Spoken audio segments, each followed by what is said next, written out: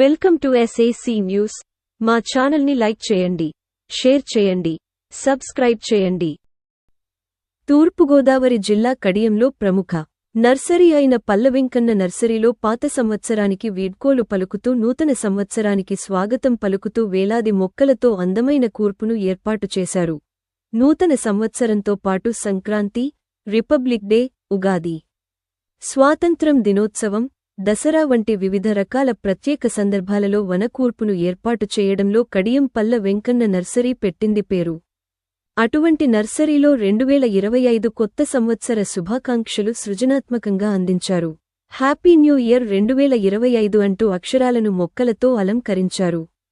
పల్ల Venkanna nursery రైతు పల్ల సత్యనారాయణమూర్తి, సత్తిబాబు, కుమారులు nursery యువ రైతులు పల్ల వెంకటేష్, వినయ్ తీర్చిదిద్దిన ఈ ఆకృతుల మధ్య ఫోటోలు తీయించుకోవడానికి సందర్శకులు పోటీ పడుతున్నారు.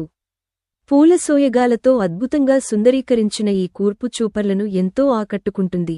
వేల మొక్కలతో 4 రోజులపాటు దాదాపు 50 మంది కార్మికులు శ్రమించి ఈ ఏర్పాట్లు చేసినట్లు నర్సరీ రైతులు తెలిపారు.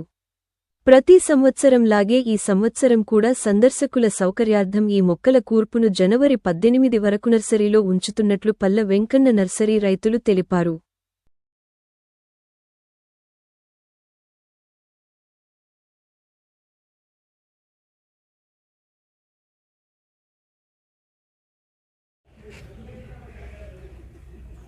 SAC న్యూస్ ప్రేక్షకులందరికీ నూతన సంవత్సర శుభాకాంక్షలు.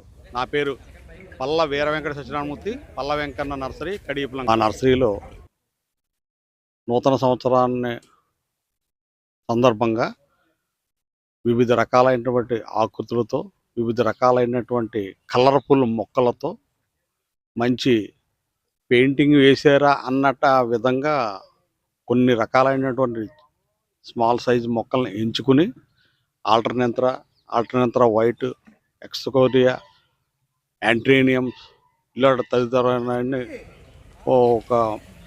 సుమారు 82,000 మొక్కల్ని తీసుకుని సుమారు 4-5 రోజులు మట్టి కొంతమంది పనివారి చేత దీన్ని శ్రమించి మామూలుగా తయారు చేయడం జరిగింది.